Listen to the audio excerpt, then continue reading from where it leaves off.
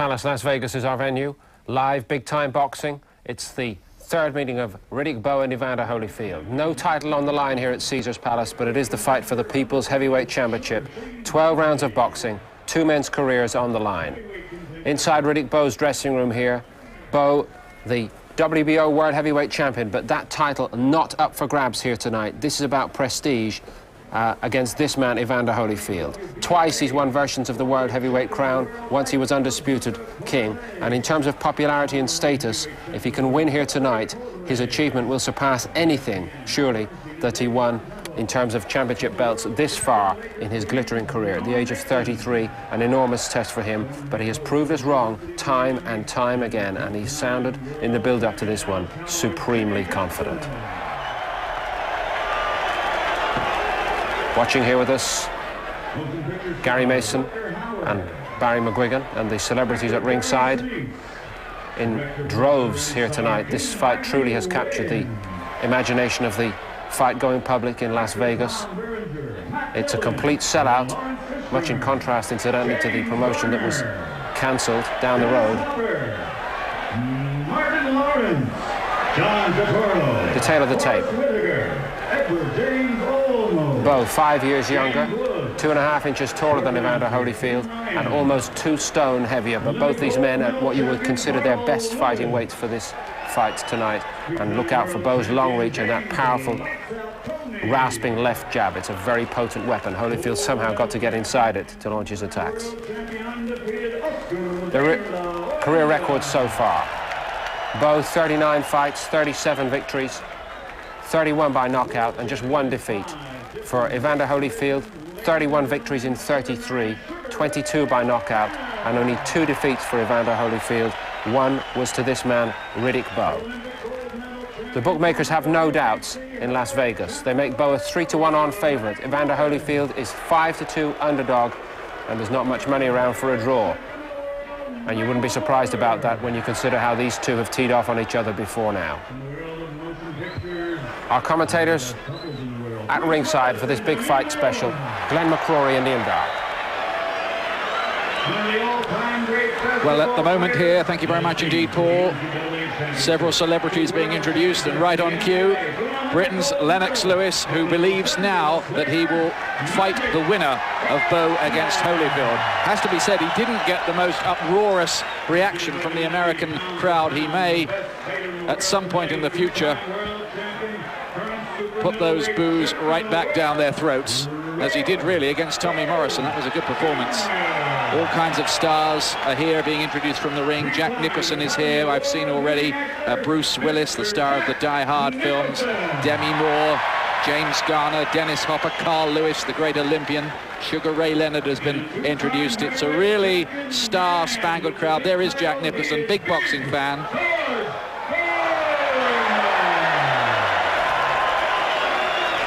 Great sense of excitement, and you can't really beat these big fight nights like this open air at Caesars Palace. I have to say, I wish we weren't open air because it is freezing. It is, it's very cold here. We await now the entrance of the fighters. We have seen already some shots backstage of Evander Holyfield, who looked in absolutely magnificent condition.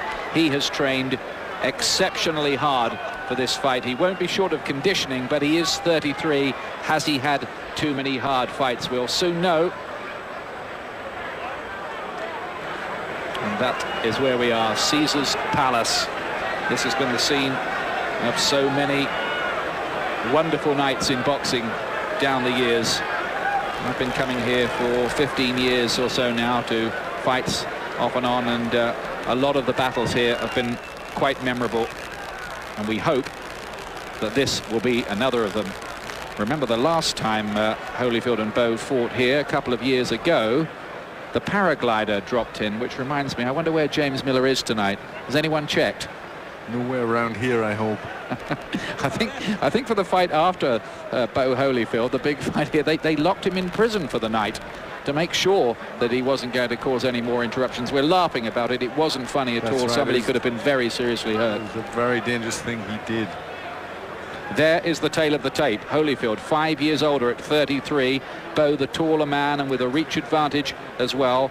Bowe. Look at the weight differential there. 17 stone 2, that is, against 15 stone 3, nearly 2 stones. And Bowe, as you can see at the bottom, with the 81-inch reach. But Holyfield, in both of the previous fights, has shown that he can go along with Bowe. The first fight was a terrific one. Bowe did win it, and won it really quite emphatically in the end, but it was a marvellous spectacle. The second fight, a much smarter, slicker Holyfield with a better strategy, managed to take it away from Bowe, who was some way below his best, and the feeling was at the time that Bowe had kind of eaten his way out of the title. That's right. It was said that he wasn't in the best shape, and that's why he lost it. But it'll be interesting to see the tactics of these fighters. Both trainers have mentioned how they think their fighters, or what they've planned their fighters to do in this fight. Both, they expect him to be an attacking fighter, coming behind the jab, but trying to put the pressure on Holyfield. I think Holyfield is going to be looking to use his boxing skills, try and be in and out, and just not let Bowe get set. Keep getting him from angles and changing the fight around a little bit. Big crowd here. A lot of them have paid for their tickets probably at the last moment. Tyson fight, of course, down the road at the MGM off. The ticket sales there had been very, very slow. This was always going to be the winner, I think, on the live gate front, and it's nearly full. It holds about 15,000. The crowd looks, well, about 1,000 short of that to me. Glenn McCrory and I have a wonderful pitch right at ringside. We are almost within touching distance of Riddick Bowe's corner. That is the rule book for this fight. The 3 knockdown rule is in effect, and a standing 8 count will not be in effect. The fighters can be saved by the bell only in the last round, and the usual 10-point must scoring system. So much drama when these two have met before. The 1992 and 1993 battles were both voted fights of the year, and indeed Evander Holyfield has figured in no fewer than 4 separate fights of the year. His fights with Mike Dokes and Dwight Carwey also winning that accolade. I mean, when you talk about Evander Holyfield, if anyone deserved the moniker the real deal, it's him. That's right, and that's why you can never write a fighter of Evander Holyfield's caliber off, because he's shown himself over the last 10-12 years to be such a competitor, such a fierce warrior, and he always gives nothing but the very best of himself, and I'm sure you can depend on that again tonight. Playing at Caesars Palace, apart from Bowe and Holyfield, by the way, at the moment, are the Moody Blues. And in these temperatures, it does feel like forever autumn, I must say. Across the road there, the Flamingo, all the famous hotel casinos that line the strip here, which is where Caesars Palace is, a massive complex. It's got about 38 restaurants, and we are out at the back of the casino in the huge parking lot where this sports arena is permanently set up. I think they even once here had a Grand Prix, Formula 1 Grand Prix, several years ago. That's how big the area is. The MGM, which was due to stage the Tyson fight, about half a mile away down the strip, as we still await the entrance of the gladiators here. And gladiators, I think, is the right word for Riddick Bowe and Evander Holyfield. Two gentlemen. They've acted quite perfectly in the build-up. They've become friends. In fact, Holyfield went to Riddick Bowe's birthday party, you know, Glenn, quite recently. Yeah, it's a good job they didn't have a fight there, isn't it? But they were. It's been remarkable to see, you know, that they've been so much respect they've got for each other. They've been so pleasant, and you know, everything's gone very well. But I think that's down to the fact that they've really, you know, opened their souls out to each other in the ring. They've really got that mutual respect that two fighters who shared so many hard rounds together can only have. Not to mention the fact that they've now made $60 million out of these 3 fights between them. Well, that's a good reason to be a friend with anybody, isn't it? Made a lot of money together, but I think that's not going to dilute anything you're going to see in the ring here. In fact, Riddick Bowe was saying that Holyfield is one of the finest human beings in the world, but it don't mean I won't knock him out.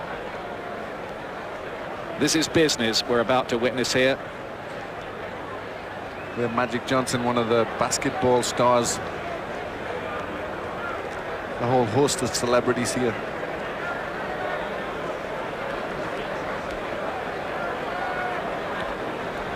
Well, the delay, as ever, is, of course, to meet with TV schedules backstage somewhere. Riddick Bowe and Evander Holyfield just going through their final preparations and getting themselves mentally right, developing the tunnel vision. I know Riddick Bowe tries not to think about the fight, he says. He thinks about his children when he's in the dressing room. He said it relaxes him. I don't think about the guy I'm going to fight.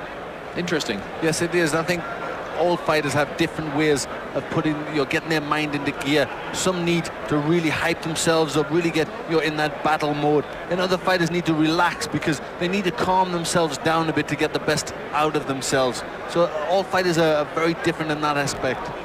Holyfield says he gets nervous, he visualizes things. He says he looks right into his opponent's eyes before the fight to see if the other fellow's confident and to let him know that he's in trouble. Seems like a good ploy.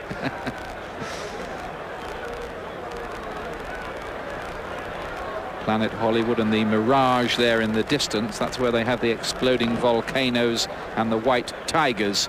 If you're ever on a tourist trip to this ever-growing town.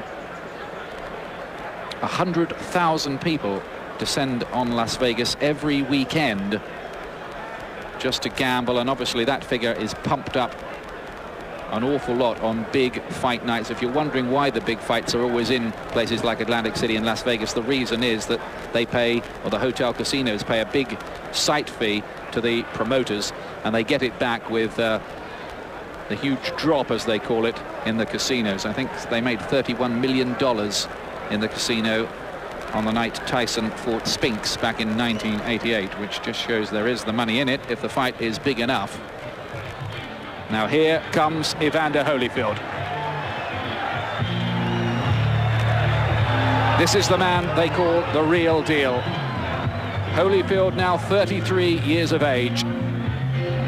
A deeply religious man these days. His favorite book is the Bible. His favorite film, The 10 Commandments. But a decent, dignified ambassador for his sport, a revered fighter now, who probably made his name in many ways on the night he lost to Bowe. Before that, they kind of regarded him as a proud man and a blown-up cruiserweight who'd lose to the first decent heavyweight he met. He did lose to Bowe, but how he covered himself in glory that night. And just to add to the reputation, he fought Bowe again, and this time beat him on points with a superior strategy. Yes, he's always been, as well as a superbly physical, a superbly conditioned athlete, he's always been a thinking fighter as well, and he's got some remarkable assets. He's a great champion and a wonderful warrior. The two fighters, by the way, wanted to come in together, but then Holyfield said he wanted to make his entrance to his favorite gospel music, and Bowe then preferred his own entrance, so that's why Holyfield has now come in first. Usually, of course, it's the challenger. We don't have a challenger and a champion here. They are contesting what they're calling the People's Heavyweight Championship. Not too many arguments, I don't think, that these two are the best two heavyweights of this decade so far.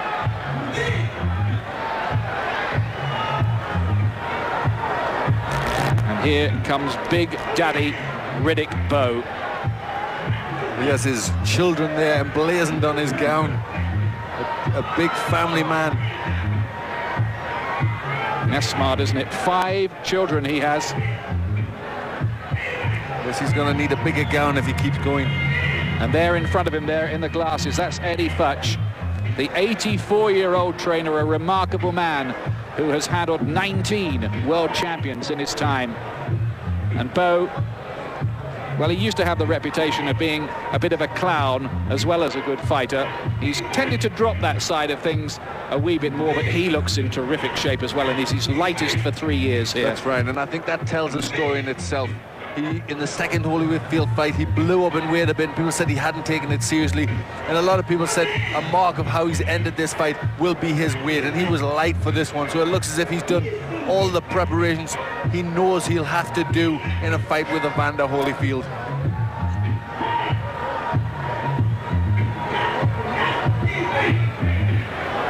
Bowe, who's beaten a whole list of decent class heavyweights, like Holyfield himself, of course, Pinklon Thomas, Burt Cooper, Tyrell Biggs, Bruce Seldon, the current WBA champion. And in his last 2 fights, he's looked very impressive.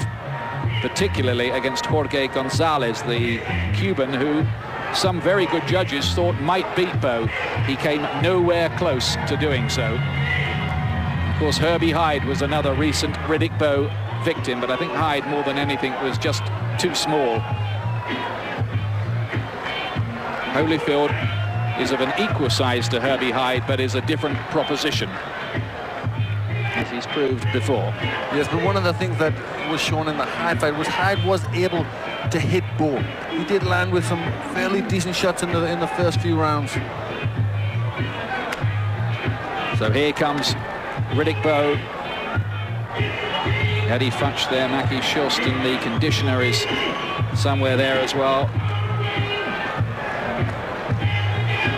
Relaxed, nice man, Riddick Bowe, 28 years of age, from New York, against Holyfield from Atlanta, Georgia. He's got the children on the front and he's got his wife on the back. She's sitting at ringside, Judy, a few feet away from us. The third then of this great American trilogy.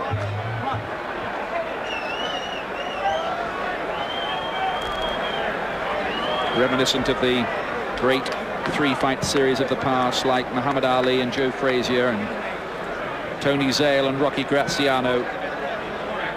The Leonard Duran series, and one thinks too of the Floyd Patterson and Ingemar Johansson fights. They were rather shorter. Ali Norton, and so on down the years. But if this one is even half as good as the first couple have been, well, we're in for something very, very appetizing indeed.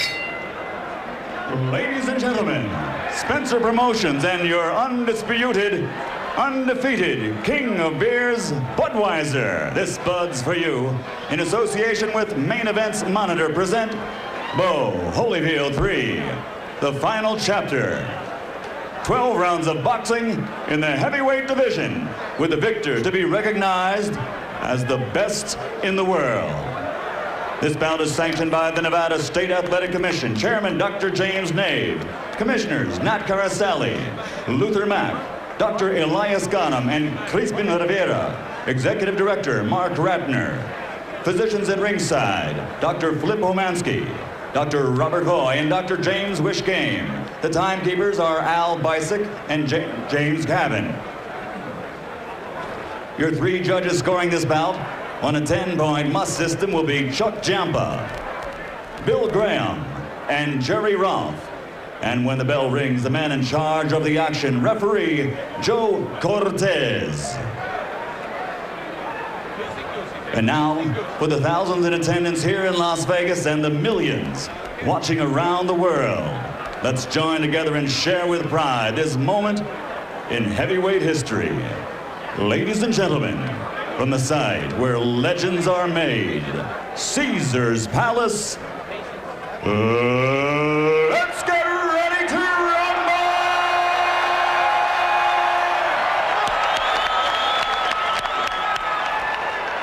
Introducing first, fighting out of the blue corner, wearing gold trimmed with black and weighing 213 pounds. In 1984, he captured an Olympic bronze medal. Then, as a professional, he became the undisputed cruiserweight world champion. He then moved to the heavyweight division, winning that title 2 times. His professional record now stands at 31 victories, 22 by knockout, with only 2 defeats. Tonight, he again displays his courage by facing for the 3rd time the toughest opponent of his career. Ladies and gentlemen, from Atlanta, Georgia, introducing the Warrior, the 3-time world champion and former undisputed heavyweight champion of the world, Evander Holyfield.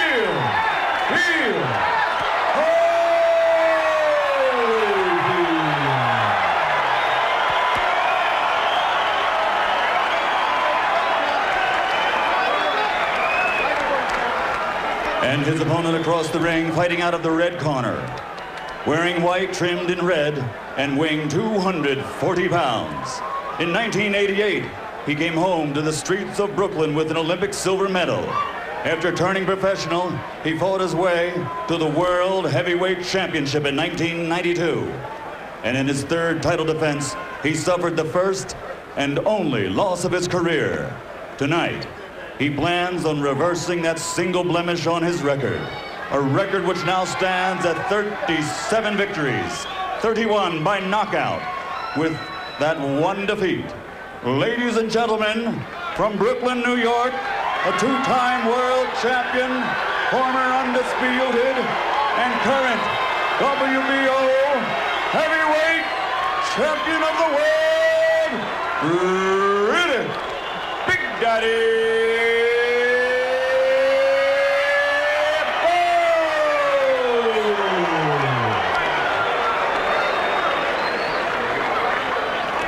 Bowe. So the introductions, and what introductions, are over. All right, Joe gentlemen, Cortez calls them to center ring. we went over the rules in the dressing room. I want a good, clean fight. Obey my command at all time. Give me good sportsmanlike conduct. Understood? All right, shake hands. Good luck to both of you. Where's low end, Joe? They've already shared 72 minutes of ring action, these two. Neither of them have ever been stopped. The next round you see between them, this one coming up, will be the 25th that they have contested. In November 92, it was Bowe. In November 93, it was Holyfield. Will it be another November to remember? And what result in 95? Holyfield, as always, stoical, stone-faced. Bowe, who looks like he's just turning up to do some supermarket shopping sometimes when he gets in the ring, but it's different when they start.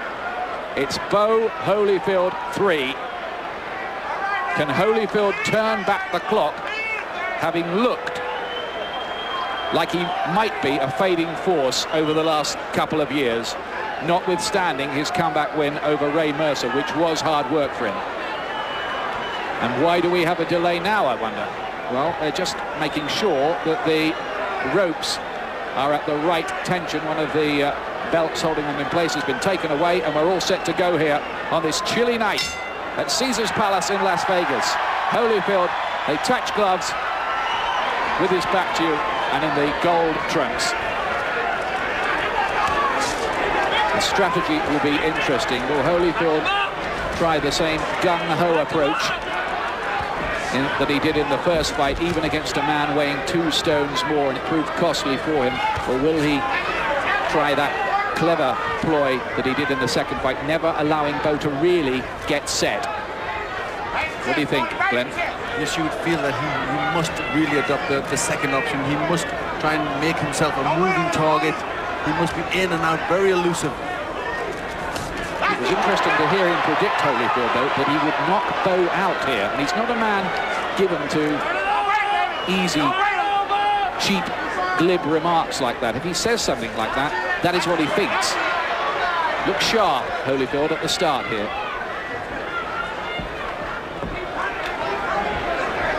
Holyfield hasn't really been a big puncher in the heavyweights. Good lateral movement so far from Holyfield. Just changing the angle, making sure he's not there for Bowe to start letting those heavy right hands go. Bowe has been told by Eddie Futch to use the jab, and then he says that everything will flow off that. They know each other so well, of course, now.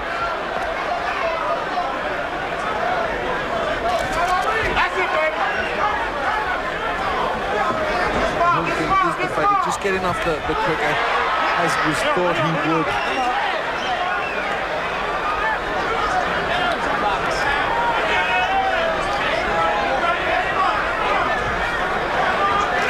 Holyfield, who's trained long and hard for this. I must say, against Michael Moore, when he lost the title, he looked so flat that he did look like a shot fighter. But he's come back from that with the win over Mercer. Bowe unleashes for the first time. Holyfield coming back with a left hook and uppercut. Holyfield has certainly been the busier in this first round.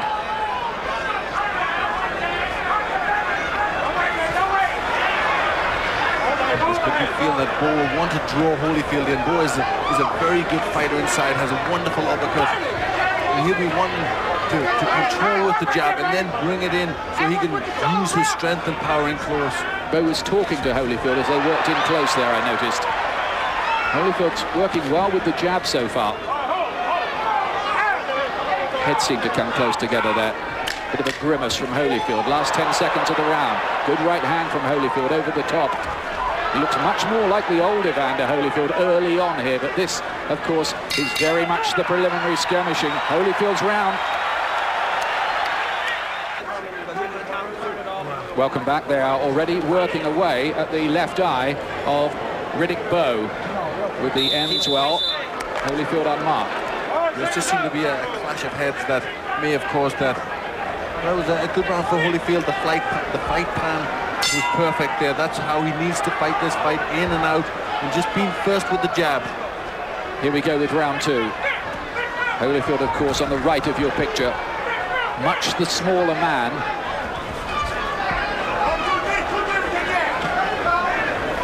What a warrior he's been. And finding Bowe with that jab very, very well indeed. So focused for this fight. I had a long chat with him in his hotel suite the other day. And he's definitely up for it and sees this as a chance to really re-establish himself. Yes, he seems pretty confident. Really, nobody knows Bowe quite like Holyfield does. So you'd think that, you know, he suspects he can do something in this fight.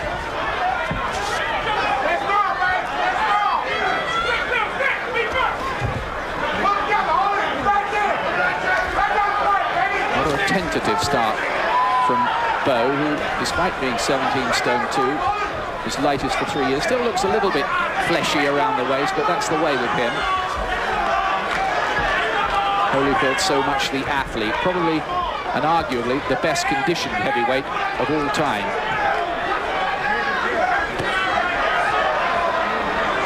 We're just starting to use the jab a little bit. It looks as if he's trying to load up for that right hand. It looks sharp, but Holyfield has just managed to avoid it so far. Bowe's not using his jab at all, is he? He's starting to use it a little more than he was. Very quiet in the first round, but he's just starting to poke it out more and more. Holyfield looking for the fast right-hand counter, and Bowe managing to avoid it. Might have been interesting how that landed.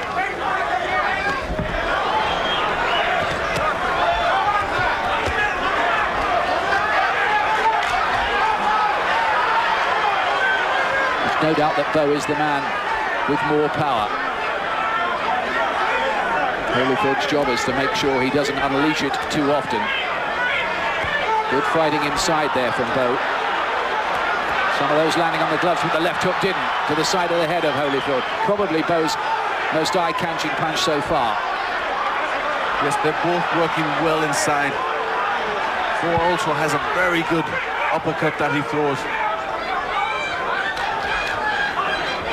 Yes, it was a devastating one of those that started the trouble for Holyfield in the 10th round, that memorable 10th round of the first fight. Good right hand from Holyfield. Holyfield coming in closer and closer. Again, decent body punches from Bowe inside.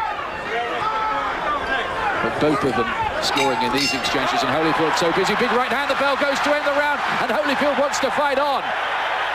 Well, all the pre-fight friendship was over there. Holyfield really got steamed up.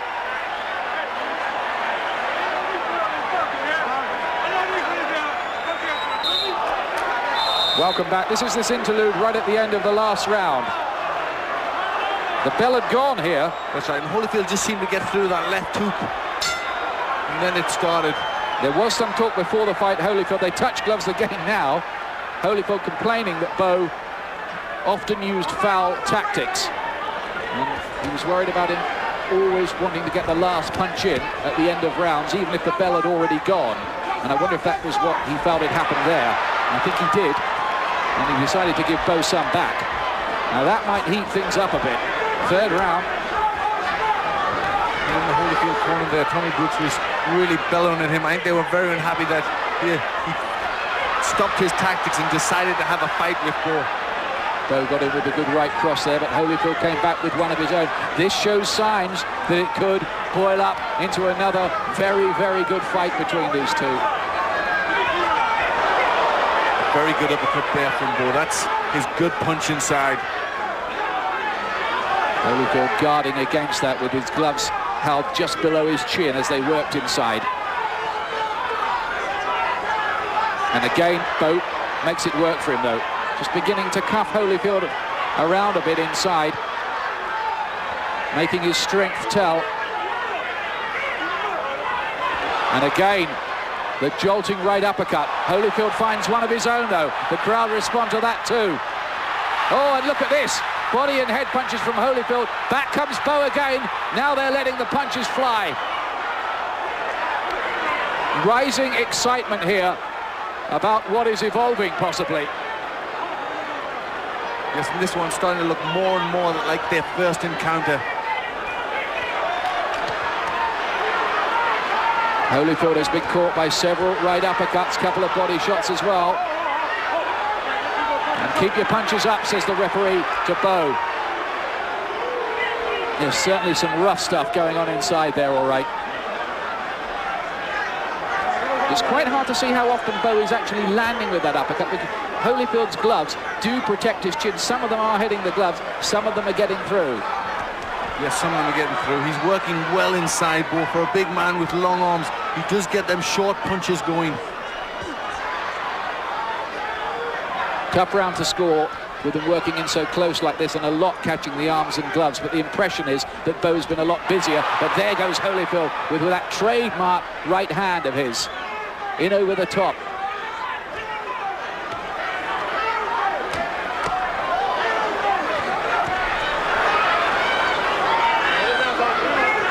Last quarter of a minute of round 3. And this has been a grueling round of infighting. Yes, a grueling round which Bowe is just getting the better of.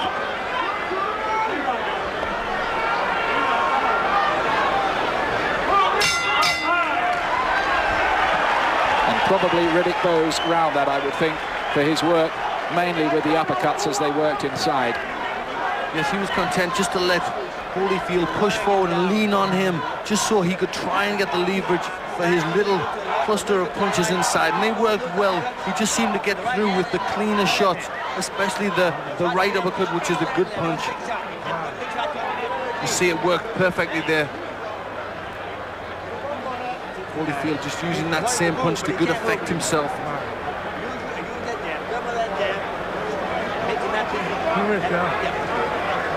Such tough work, but Bowe, after a pretty slow start, a lot busier now.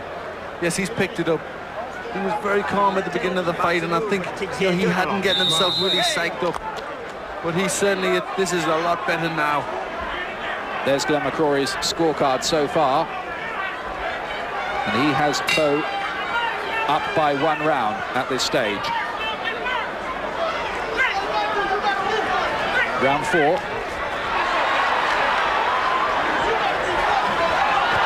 Oh, great right hand from Bowe there on the counter. Sharp and fast, but Holyfield's left hook was an eye catcher too. And the right to the body, a good shot. Holyfield steps it up. Bowe in a spot of trouble for a moment. Holyfield certainly got the better of that exchange, and it looked as if Bowe was just looking to grab for a second.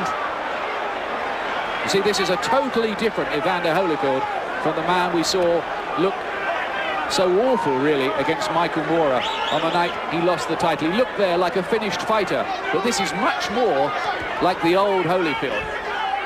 He said that night, to be fair to him, that he was carrying a bad shoulder injury. Great start to the round by Holyfield, who probably realized he lost that last round on the scorecards and came straight out to re-establish himself. He's just looking to try and tie Bowe up inside. He doesn't want him to use them free hands inside there. The question has to be asked, though, about Holyfield after so many hard and grueling fights down the years.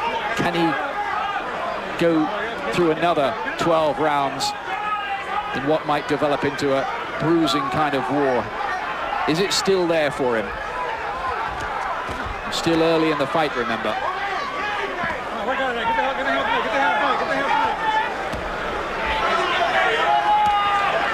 Holyfield not working inside, looking to try and tie the hands up of Bowe. You'd think really this infighting would be in favour of Bowe, where he can use his uppercut, and he's 2 stone heavier. That's right, the strength and the size of Bowe has got to have an effect on Holyfield. I know he's in tremendous condition, but really this is not the sort of fight that he has to fight.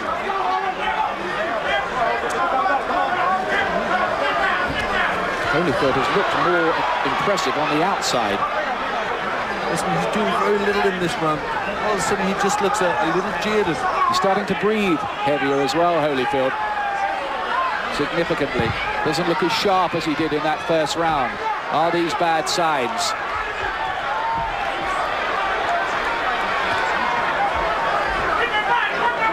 Contesting a so-called People's Heavyweight Championship. It's been recognized by New York State as for being the heavyweight championship of the world.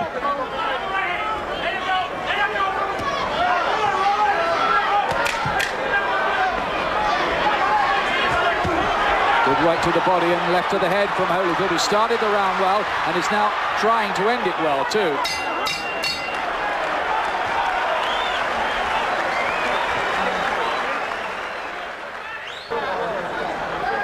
Welcome back to Caesars Palace.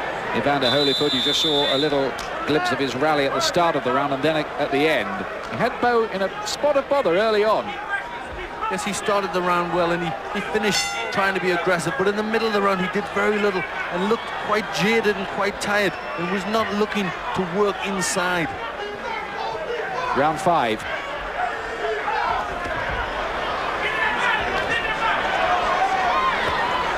One thing about the old Holyfield is he could fight for 3 minutes of a round, maintain intense pressure. But he was starting to breathe heavily, maybe ominously for him in that last round. Again standing toe-to-toe and wanting to trade. A little bit of a nick underneath the right eye of Holyfield. Doesn't look anything much. Bowe has won his last 2 fights in the 6th round. Ooh, impressive stuff from Bowe. That right uppercut of his again. Yes, good work inside from Bowe. I'm not sure why Holyfield is content to stand in close like this when he's not working.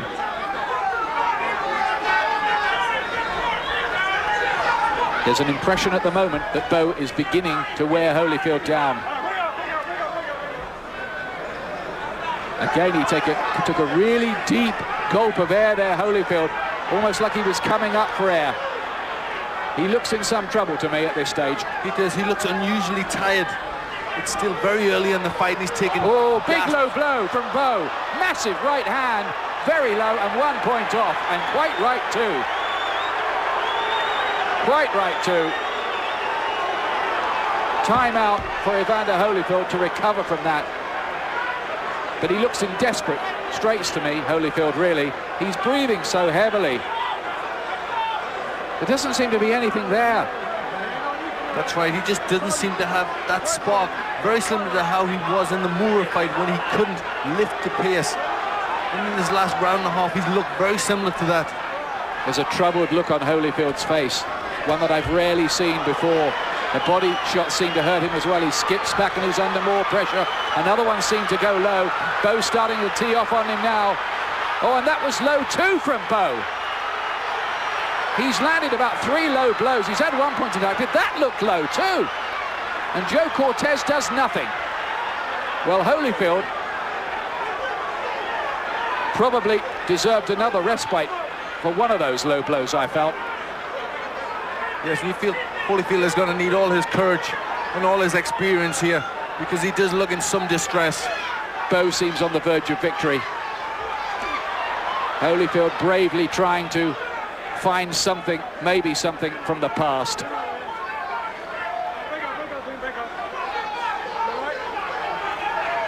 Again, drops his arms and looks a weary fighter. He looks like he's running on empty, Evander Holyfield. And even this proud man who's somehow managed to prevail in so many fights, surely he can't turn this around from this kind of position. Or can he? Just when you say that, you write this guy off at your peril. But he's in trouble, Holyfield. Be careful. Welcome back. There is considerable concern by the look of it in the corner of Evander Holyfield. Don Turner and Tommy Brooks in there. The doctors are taking a look at him as well.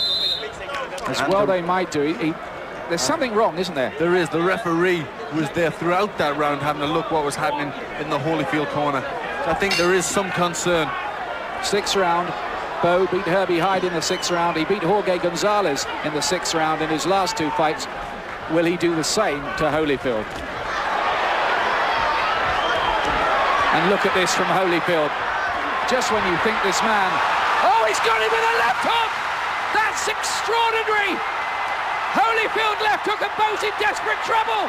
He might not get up. He might not make it. Somehow he does. He's blinking. What a fighter this Evander Holyfield is. Bowe is all over the place. There's a long time to go in the round. The punches are ramming home. And Holyfield, from the very brink of defeat, seems now to be on the verge of victory. If only he can now drive home the punches and make it count. Bowe's head is clearing. He pokes out jabs. He's fighting on instinct. Somehow trying to survive the crisis. Every second is vital for him in this situation. Yes, but you still feel Bowe is hurt. He can't move his legs. He's stuck in the corner. Unbelievable stuff from Evander Holyfield, who looked a completely spent force until that left hook. Well, what is it with these two? There's always something happening when Bowe and Holyfield get in the ring together. And Holyfield hasn't really pursued his advantage that he had there. I would have thought he would have put more pressure on Bowe at that point. Now Bowe comes back. He looks better now, Bowe, and now Holyfield has to cover up. Looks punched out for the moment after the big start to the round. He just can't fight for 3 minutes of the round, Holyfield. Not like he used to. That's the way it looks.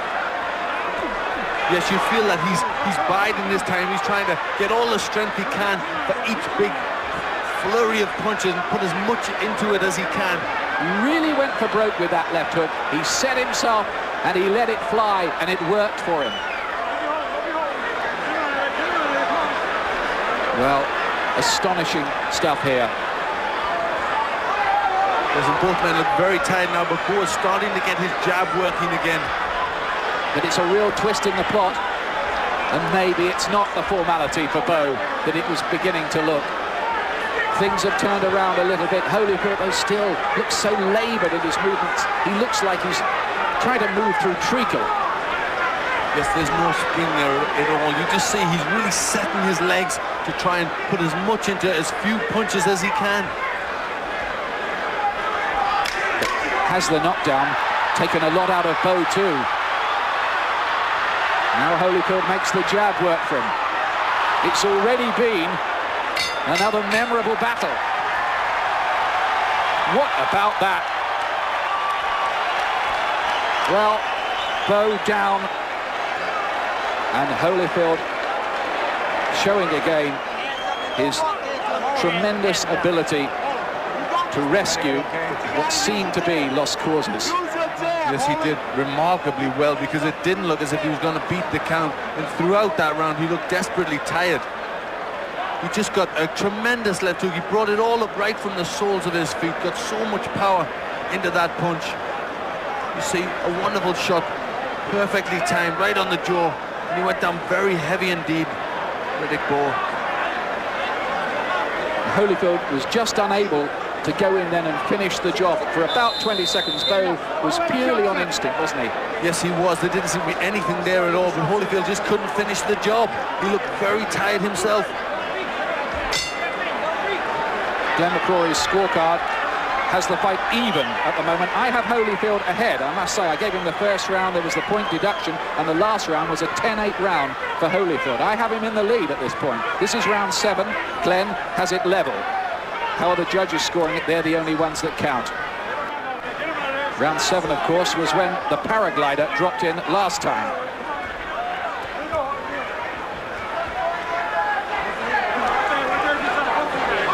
You just wonder what's going to happen next with these two, don't you? They do. They both look very, very tight. Both legs look very heavy. And then they suddenly spring into action. Holyfield finds a right uppercut.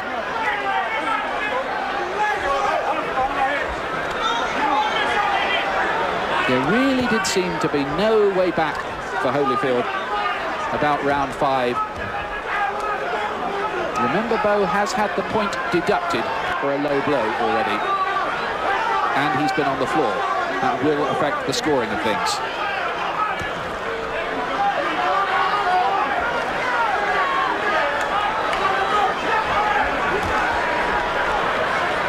Still very little spark in the work of either man at the beginning of this round. I think the knockdown was absolutely vital as well, because it seems to have taken something out of Bowe, doesn't it? That's right. It just looked as if Bowe was ready to get right on top of Holyfield when the knockdown happened, and that's took an awful lot out of Bowe. Holyfield certainly picked it up and improved a bit from the place he was, the very, very desperate place he was about 10 minutes ago here. Starting to pick up his work rate again. As he just goes quiet, Holyfield, as if he's reserving his energy to put a good combination in.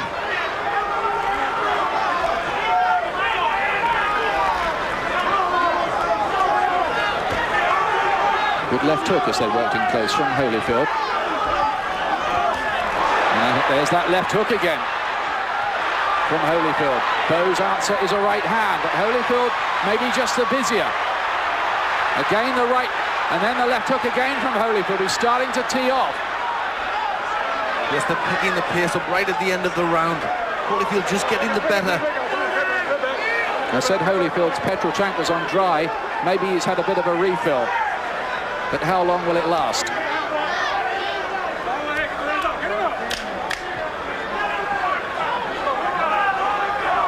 Not a bad 7th round this for Holyfield. As the bell goes to end the round, and I wonder back in London how Barry McGuigan is assessing this extraordinary fight. Another great one boiling up here, Barry. Absolutely incredible. Incredible fight. I said 2 rounds ago to Gary and Paul here that Holyfield was starting to fall apart. And then he came back with a marvellous left hook, and I've been screaming my head off for him since. It's just remarkable. What a fight. I never believed that he had this left in him. But, you know, it's very close. In fact, I have got Bowe marginally ahead at this stage. But, in fact, I have it even, sorry. So it's anybody's fight going into these last quarter of the fight. And I'll tell you, the way it is at the moment, you know, it's down to who wants it the most. Thank you very much indeed, Barry. 7 rounds gone. Remember, neither man ever stopped. Here comes the 8th round. Holyfield walks out from his corner like a man on a very slow stroll, looking very, very tired, but he's looked like that from about the 3rd round.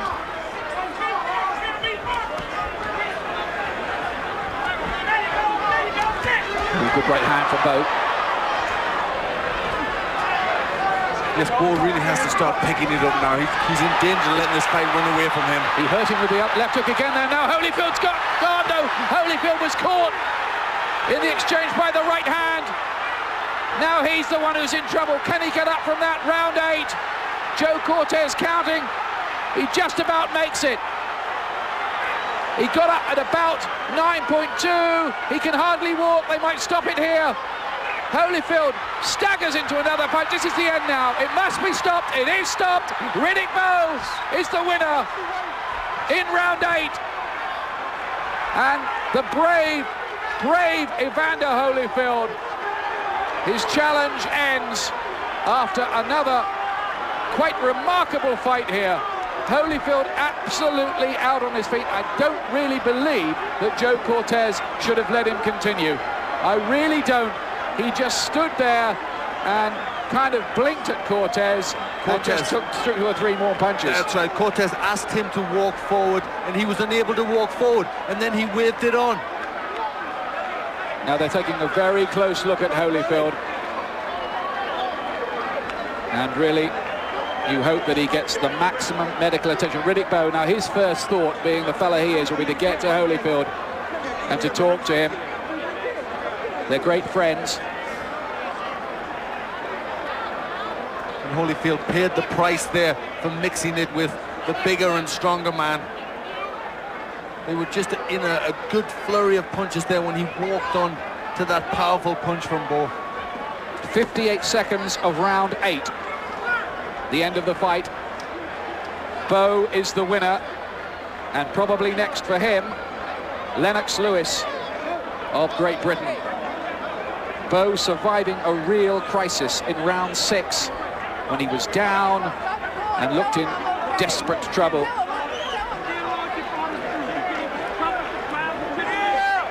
Holyfield happily seems to be okay.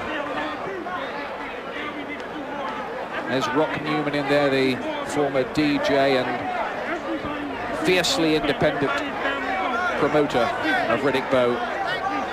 This is where they decide to slug it out, and where Holyfield walks onto the right hand of Bowe, and he just falls flat onto his face. He was trying to take Bowe out at the time.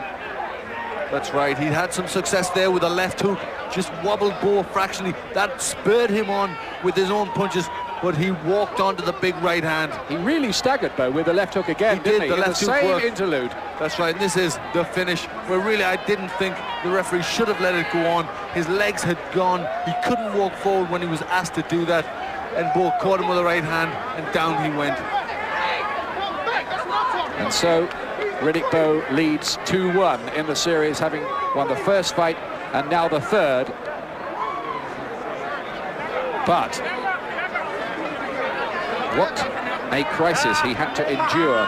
There's his wife Judy, mother of his 5 children, the real family man.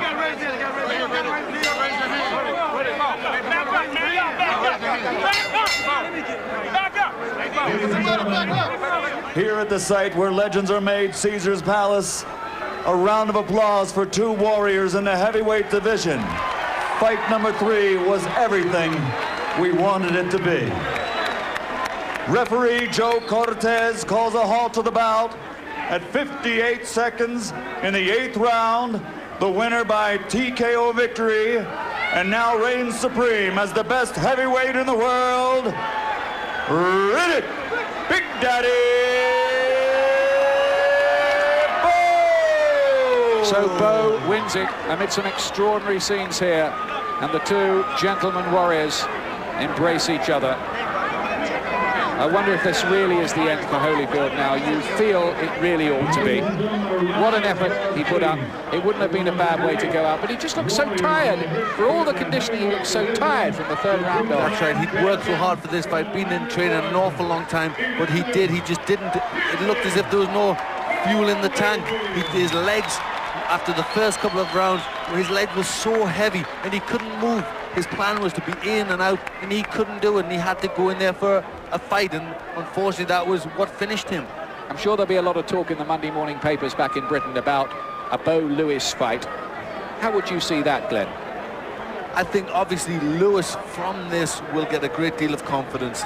He saw in the pro ranks Bowe had never been on the floor, and then he saw that Bowe can be put on the floor, and I think that'll give Lewis a lot of confidence. Also, when he was hurt, he couldn't do a great deal. His legs were stuck to the canvas, and really I think if Holyfield had extra condition, or there'd been something left of him, he could have finished the fight there, but there was just nothing there.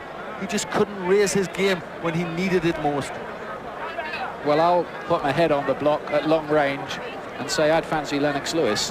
I'm sure a lot of people would fancy Lennox Lewis after that fight.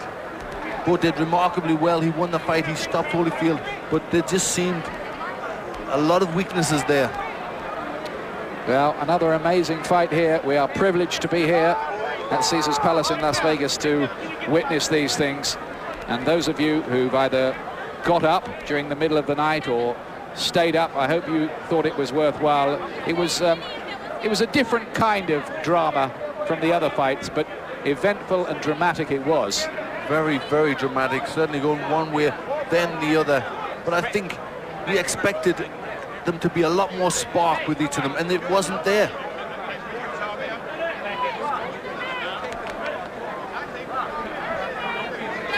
So at the moment, Larry Merchant doing some talking in there. We'll try to get an interview of our own with the two fighters in just a moment when they've finished speaking to the American audience, who've had to pay nearly $40 for the privilege on pay-per-view. This is the end of the fight again. Left hook rocks Bowe, and then Holyfield decides he's hurt his man, carried on, go for broke, and walks onto the right hand.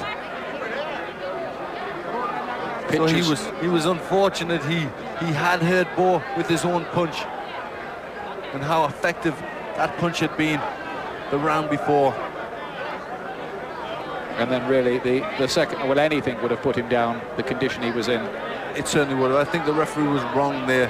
He asked Holyfield to walk forward. I couldn't believe it. Holyfield didn't move from the spot, and then the referee waved it on. Yes, he was walking really into his doom, wasn't he, as far as the fight was concerned? That's right. It's so easy for us sitting at ringside in the safe seats to be critical like that. The referees, it must be said, have an extraordinarily difficult job.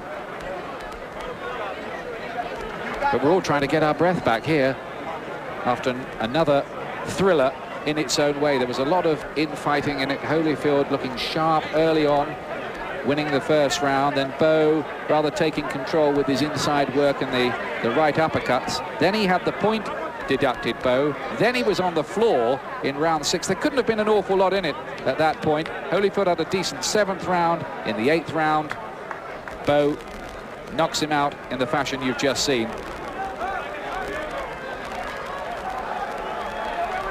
And they'll talk about this 3-fight series for a long time. It will go down in heavyweight history.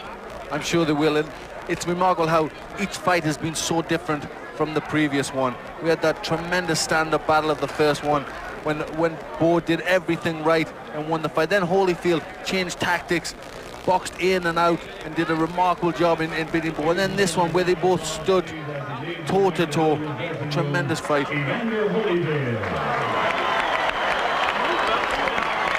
Has Holyfield got to quit now? I think he should, don't you? I mean, he's made $90 million. I think certainly he should. So let's go to Paul Dempsey back in London. Thanks to Glenn and to Ian Dark. Different sort of drama, as Ian said, but nonetheless compelling. When we come back, we'll get the big fight verdict of Barry McGuigan and Gary Mason. We also hope to get some sort of reaction from ringside. Lots to come.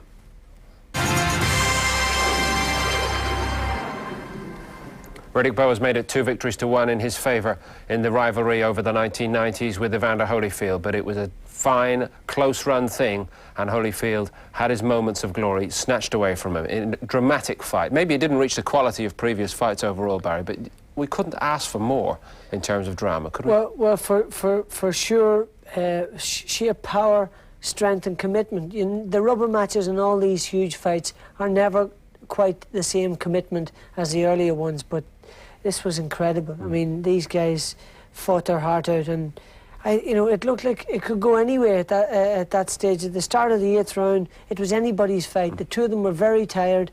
Holyfield looked like he had him in trouble, and then all of a sudden he walked onto an enormous right hook, and his mouth was open, and he got hit square on the chin, and really he never got over that. We'll look at the action at the key moments in just a second. Gary Mason, your overall reading of it? I think it was Evander Holyfield, for some reason or another, he doesn't seem to be able to carry himself in the way he used to be able to in the ring, because he seemed to have lost the plot after about 3 or 4 rounds, but he was courageous enough to find a big punch in the later round which decked Riddick Bowe, and after doing so, he still didn't have nothing there to be able to go after him. And Riddick Bowe, having the courage that he's got, given the opportunity after being decked before, he took his chances in the later rounds and he dropped Evander Holyfield. It was a classic fight and a great display of courage by both fighters. Let's have a look at what happened in round 6, Barry, when we began to see the fight slipping away from Holyfield. Well, Holyfield looked like it was starting to fall away from him, and then all of a sudden, he produced a left hook like this. What do you see? Absolutely incredible. He was a superb shot. Missed with the first one, but he didn't miss with the second one. The right hand miss again, but the left hook finish up was whacked right at square on the chin, and that was a superb shot. And let me tell you something, Riddick Bowe has got a concrete chin, a chin of iron, but this left hook would have knocked over a horse. Absolutely incredible. Right. Missed him with the right hand and left hook, bang. And the other, he knocked him down, knocked him completely back and down to the ground. Superb shot, but absolutely remarkable the way he was able to land that shot when it looked like he was all out. Look at that for a shot. Absolutely remarkable. Gary, was the suggestion for you that Bowe would not get up? I believe that Bowe looked very, very distressed, and he didn't look as if he was going to actually get up from that. And when he did actually get up, he went to the corner and he stayed in the corner, and he was riveted there. He couldn't actually move. But Evander Holyfield, he seemed to be just riveted in front of him, wasn't able to capitalise on that, whether it was because there was something wrong with him physically, that he couldn't just push his body. He seemed as if he couldn't push his body, but he allowed Riddick Bowe to survive that.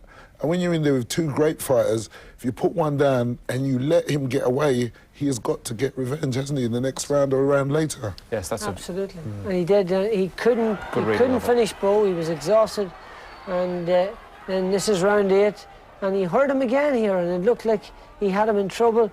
You know, it looked very much like it was a similar situation to the 6th, and he again forced him back to the ropes, ran in after him, rushed in after him again, a little bit ragged, left his chin hanging open, and whack, that right hand hit him, and he hit him as he was walking forward, and it was combined total of about 30 stone hitting him on the chin, and you know, he just wasn't able to get up from that, and you know, the referee allowed him to get to his feet. I don't know how, it's just his courage that got him up from that one.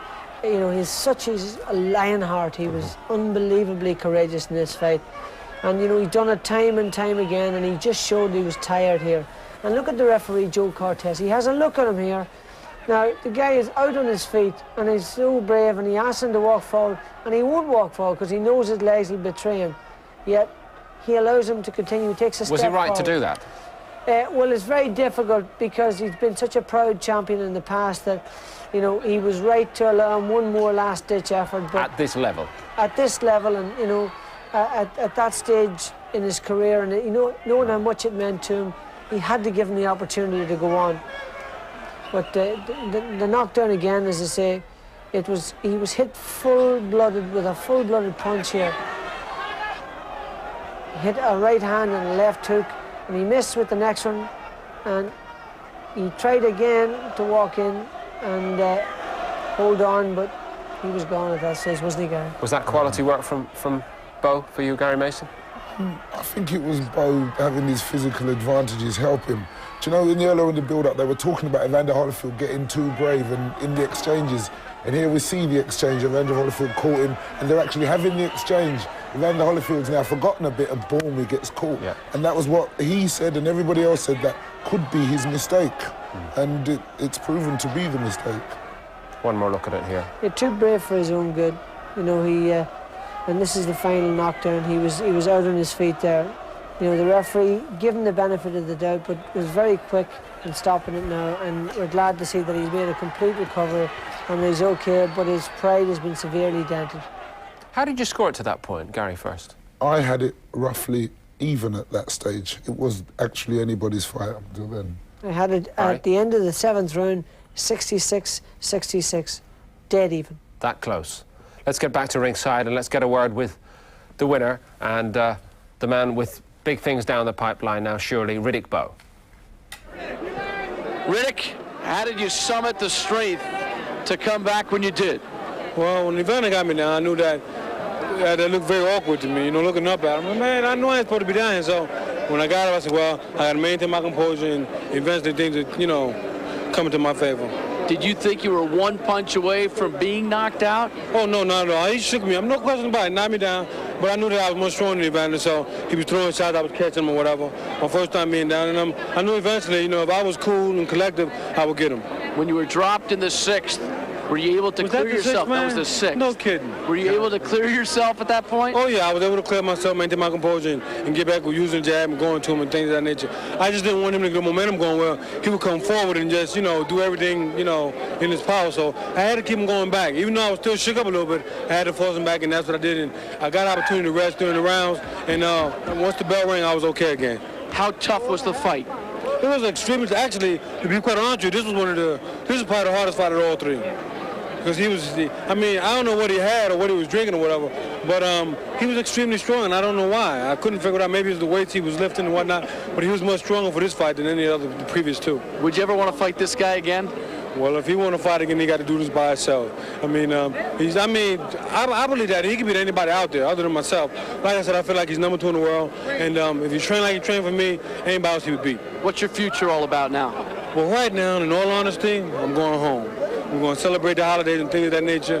I've been going for two months. When I left home, my baby was 3 months, now she's 3 months. So I'm just going to go home and enjoy, and then the first of the year, we're thinking about something. Well done, champ. Thanks a lot. What did you think of his performance tonight overall, Barry? I thought his performance was very shabby. I thought he started off reasonably well. Didn't look like he had the appetite for a tough fight. Looked apprehensive on a number of occasions. Had Holyfield in trouble, and then all of a sudden got nailed and showed signs of vulnerability for the first time ever. He said in the interview that he backed, when he was hurt and in trouble, he backed Holyfield up. He must have had a temporary lapse of memory, because he was backed up and he sat in the corner, and because Evander had nothing left and was exhausted himself, he wasn't able to pull off a surprise win. But overall performance was, you know, I suppose in light of what has happened, I'm a Evander Holyfield fan. I have to put my cards on the table here, but I wasn't that impressed with Bowe. Gary? I believe that Bowe was very fortunate tonight to get away, and if it had been somebody like Lennox Lewis or another one in there, it would have been totally different, and I look forward to that match. How do you see that one, should it take place? Lennox Lewis will, I put my hand on my heart again, Lennox Lewis will knock him out. But did you notice at the end when they asked about his future, he avoided any mention of it, because the first person he should have spoke about was Lennox Lewis. But he spoke about his holiday. He knows he doesn't need that. Barry? I believe in the interview beforehand with Rock Newman and subsequent interview with Bowe afterwards, there was no mention of Lennox Lewis. I don't believe he wants to fight Lewis. I think he'd rather fight Tyson than fight Lewis, because that, as far as he's concerned, would be a safer bet. And I think they're using money as a way of avoiding. You know, they said he has to understand that, you know, we're the champion and we'll get most of the money. That's a nice way of saying no, thank you, man. Have we seen Evander Holyfield in competitive action for the last time, Gary? I hope so. And because I do too. He deteriorated very badly after 2 or 3 rounds, and worryingly badly, and in comparison to the sort of fight that we know. So I hope he can call it a day with that performance. I really hope that he does, because, you know, he cannot keep fighting fights like that, and war after war after war. It's just, your body says no after a while, and I'm afraid it said no tonight when he got nailed with that right hand. You know, that would have knocked out any heavyweight, and he just wasn't able to continue. We will continue ringside on the road next week. Just before we leave you, a reminder of the programme for November. We're in the Yorkville Bethnal Green on Wednesday evening. Join us at 7:30 for Chris Oko against Paul Lawson for the Commonwealth Cruiserweight title. It's on then to Derby on Friday evening for Neville Brown against Sean Cummins, the British middleweight title. Good division in Britain now. 8:30 it starts. There's a ringside special the following Wednesday, the 22nd of November at 8. It's Pernell Whitaker against Jake Rodriguez for the WBC World Welterweight title. More live action. On the 24th of November, Crawford Ashley against Maurice Corr in Manchester for the British Light Heavyweights title. We start at 9 that night. And big time boxing to end November from the Point Depot in Dublin. Steve Collins defending his WBO World Super Middleweight title against Cornelius Carr. One more reminder, the 28th of November, the British cruiserweight fight, Terry Dunstan against Dennis Andries. This is a rematch. There's a lot at stake for both men. That's the York Hall, Bethnal Green once more, and we start at 8 that evening. A dramatic conclusion to a dramatic trilogy and a great rivalry of the 1990s. Riddick Bowe leads Evander Holyfield 2-1. It would probably be better for all sides if they call a halt there. The big daddy just gets the better of the real deal, but we will never forget Holyfield's bravery. From the whole team, good night.